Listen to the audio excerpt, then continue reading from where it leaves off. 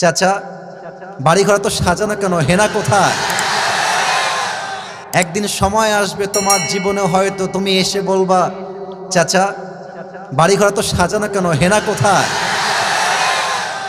আর চাচা বলবে, বাবা হেনার তো বিয়ে হয়ে গেছে, তুমি বাস খাও, তুমি গাঞ্জা খেয়ে ঘুরে বেড়াও।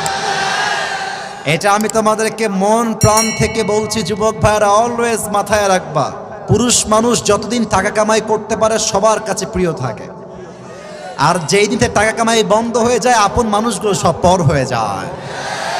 টাকা কামাই করো হালাল ভাবে, অনেক বেশি ব্যবসা করো, চাকরি করো, উদ্যোগ নাও, প্রতিষ্ঠিত হও জীবনে।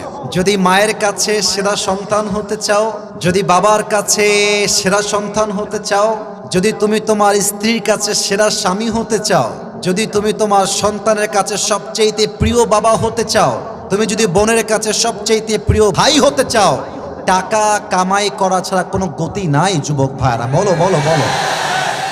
जब जेब में पैसा होता है तो पराये भी अपने हो जाते हैं, और जब जेब में पैसा नहीं होता तो अपने भी पराये हो जाते हैं। পকেট ভর্তি টাকা থাকলে ভালোবাসার মানুষের কোনো অভাব হয় না বাংলাদেশে, আর পকেট খালি হয়ে গেলে ঘরের আপন বউটাও পর হয়ে যায়। এজন্য আমি মাঝে মাঝে বলি, जब जेब में हो पैसे तो लोग पूछते हैं तुम हो कैसे, और जब तुम हो जाओगे कंगाल कोई पूछने नहीं आएगा तुम्हारा हाल। পকেট ভর্তি টাকা, বলবে হাউ আর ইউ, কেমন আছেন ভাইয়া আপনি, আর যখন পকেট খালি বলবে হু আর ইউ, তুমি কে, তোমাকে তো চিনতে পারছি না ভাই আমি। এই পুরো দেশটাই হচ্ছে টাকার খেলা। এই টাকার জন্য হাজার হাজার যুবক তার পছন্দের মেয়েকে বাংলাদেশে বিয়ে করতে পারে না, এবং এই টাকার জন্য আমি মেয়েদেরকে অসম্মান করে কথা বলছি না, সব মেয়েকে আমি আসিফ এক পাল্লায় মাপি না। অনেক মেয়ে টাকা দেখলে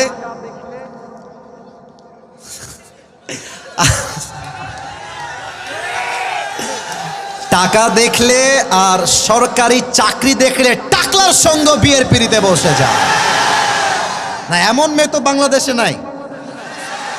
আরে নাই, আরে নাই রে ভাই, থাকলে আল্লাহ হেদায়েত দান করুক, পড়েন সবাই আমিন। এজন্য আমি বলি, পকেট শূন্য থাকা অবস্থায় যে আমাকে হালাল ভাবে বিয়ে করতে চাইবে সেই তো আমার ভালোবাসা পাওয়ার যোগ্যতা রাখে, আর যে আমাকে প্রতিষ্ঠিত হওয়ার পরে চাইবে, বুঝতে হবে সে আমাকে ভালোবাসে নাই, সে আমার অবস্থানকে ভালোবেসেছে। আল্লাহ যুবক ভাইদেরকে হালাল ভাবে বেশি বেশি ইনকাম করার তৌফিক দান করুক, পড়েন সবাই আমিন।